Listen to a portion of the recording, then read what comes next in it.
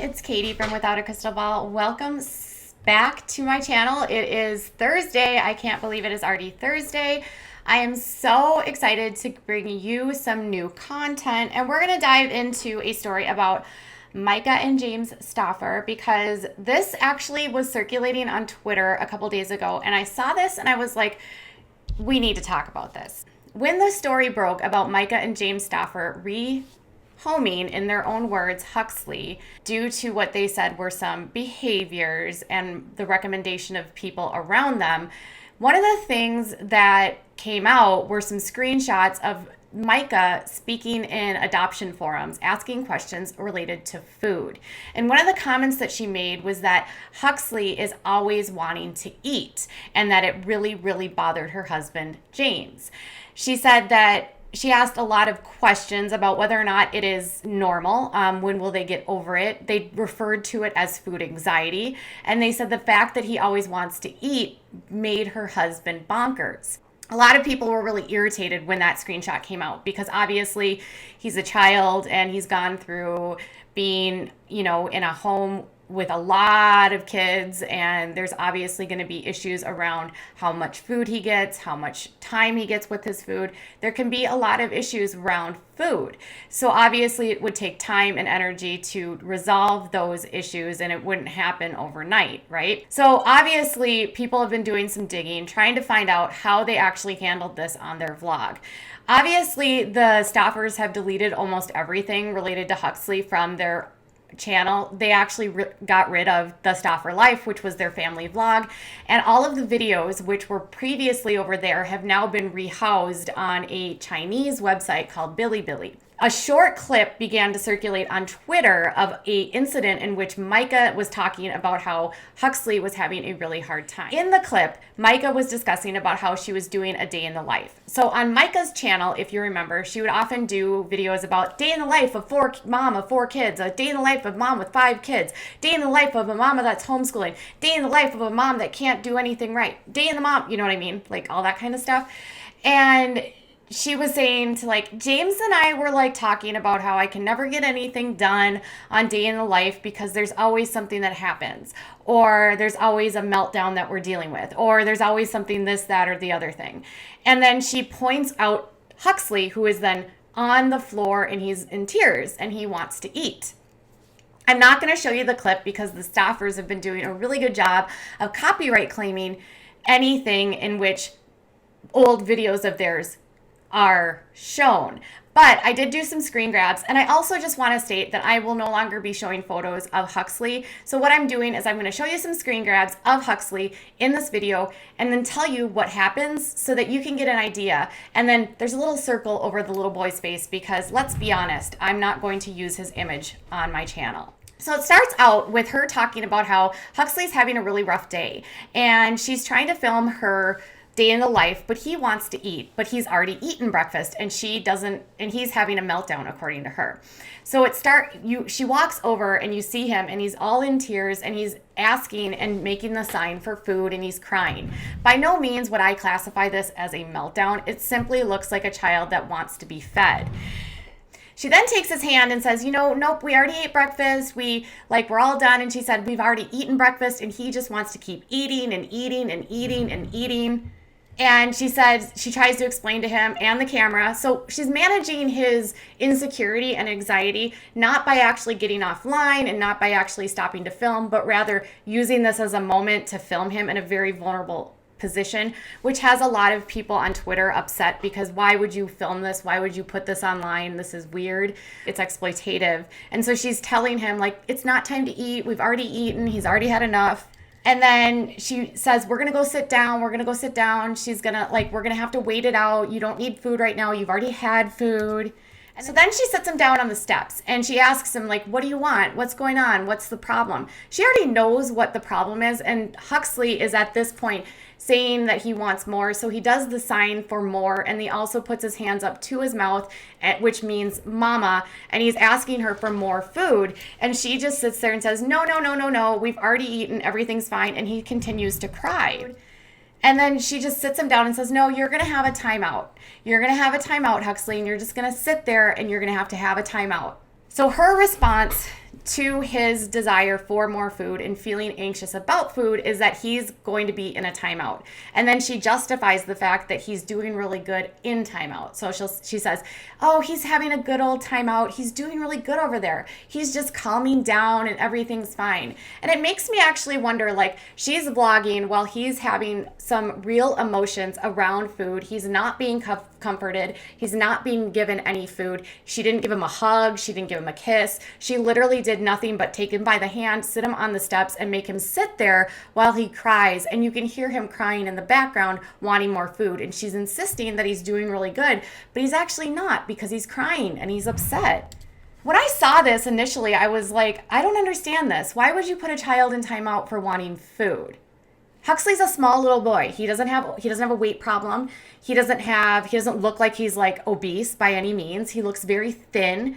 So I would assume that why wouldn't you give the child more food if he wants food? If he's hungry, let him have food, right? If he has food anxiety, wouldn't it be nice to have him just be able to be near food so he doesn't feel anxious?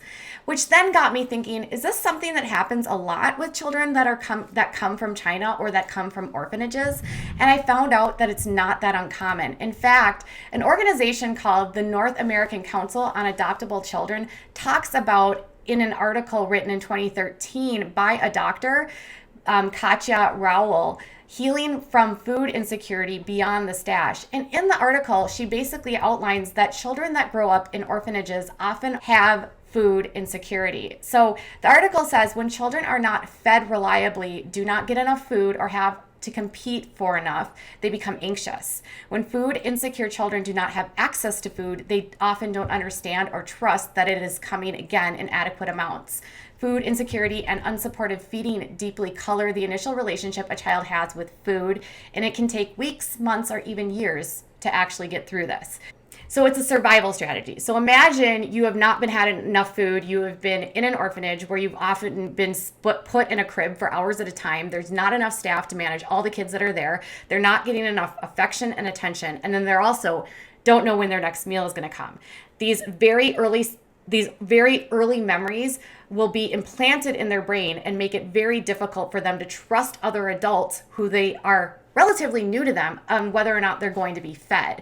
And so they say that during survival strategies, some of the things that you might see in a child that's dealing with these issues are eating quickly, gobbling or stuffing food, stealing or hiding food, eating large quantities and then vomiting, becoming upset if someone eats off of their plate, gets upset if food is limited or taken away, gets upset for eating or eats faster if asked to slow down, eats only familiar and safe foods, and then keeps food in the mouth for hours, known as pocketing. And obviously there's a lot of things that go into play here. So the child is really hungry, they want to eat, they want to do stuff, they just want that security knowing that the food is going to be there. I mean, can you blame them? Experts always say that the first 3 years of life are the most important in brain development, and all of the things that you've learned in the first 3 years of life are how you start to see the world. And this is why having proper attachment, having proper relationships with adults, being fed when you're supposed to be fed is important for kids so that they don't develop these types of habits or even these types of responses. I wouldn't even call it a habit, it's a response. They actually suggest some pretty good options that don't include putting a child in timeout. In fact, what they say is you should feed the child every 2 to 3 hours, offer food more frequently at first, offer frequent reassurance there always will be enough food, show him the pantry even as you end a meal. See, there's always enough here. Plan on pleasant family meals. If you're battling over broccoli, if that's not helping him feel more secure. Structure is critical, they say. So like if you go to the park, bring a snack. They also say that it says institute the division of responsibility. So at meals and snacks, allow the child to eat as much or as little as they want. But then even if it's a lot initially, they'll get more control if they sense that they have a choice. And then it also says to provide at least one thing from their list. So if the child is used to eating a certain amount of foods from their home country, like China, I'll make sure that you allow foods from where they're from. It says to invite the child to help you cook and plan.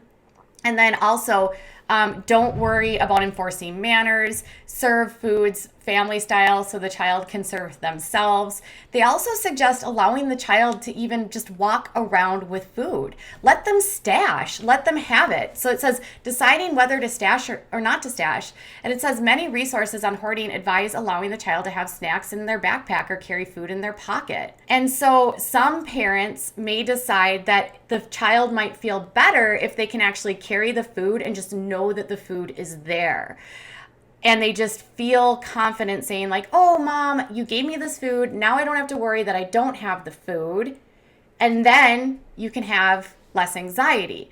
So a parent can decide whether or not they're going to allow their child to just hold on to food. In fact, I spoke to an adoptive mother who has a child from China who said her daughter actually has food anxiety as well. And one thing that they've done in order to make her feel comfortable is simply to allow her to walk around holding a box of cereal, because even though she doesn't eat it, she knows that the cereal is there in case she were to get hungry, and she doesn't then feel anxious. There's lots of ways that they can get around this, and not one of them includes putting a child in timeout because they want to have more food. Not only that, but she says like he's having a meltdown and she puts him in a timeout. So she punishes him for having anxiety. That's just not how you handle anxiety. She doesn't comfort him. I was so floored, and I imagined and I started thinking like, is this how they handled a lot of issues that were going on with it? Could she really have not been that bothered? Or is this just what she believed was how she was going to help things? Is this how she handles conflict in her home?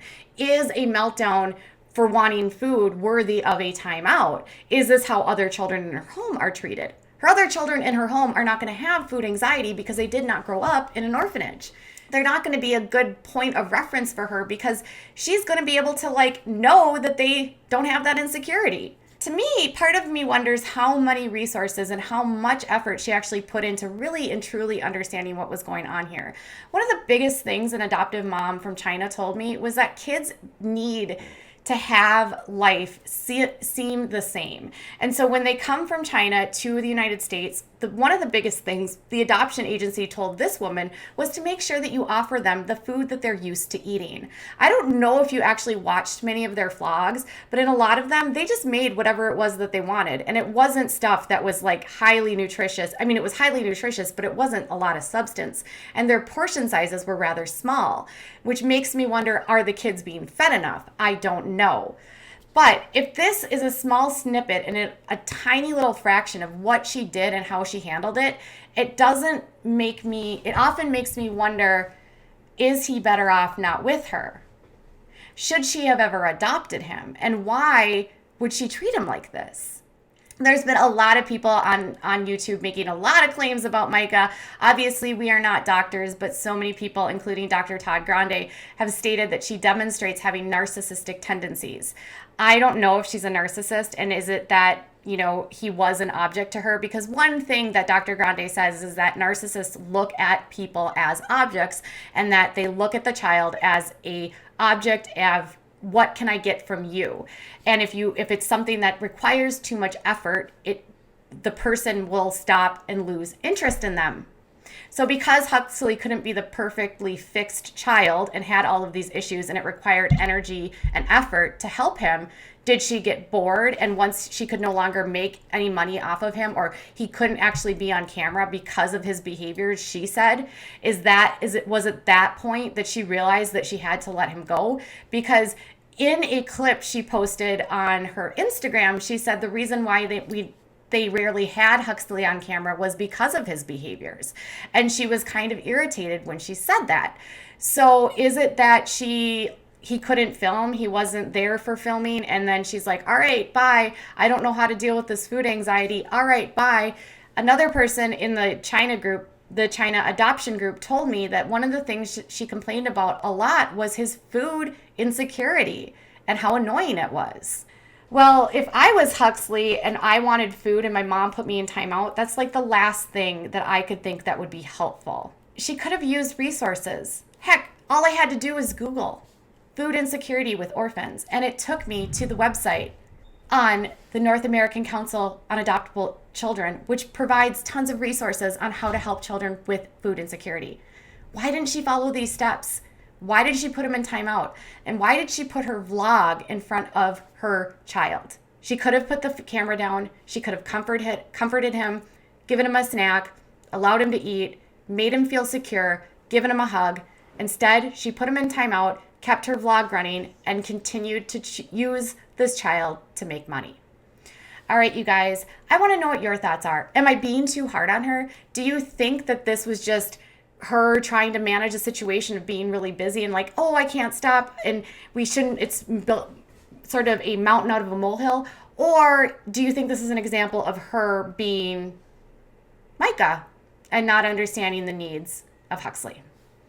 And do you think he'll be better off outside in another home that could actually manage this care? Tell me in the comments below. Bye, guys.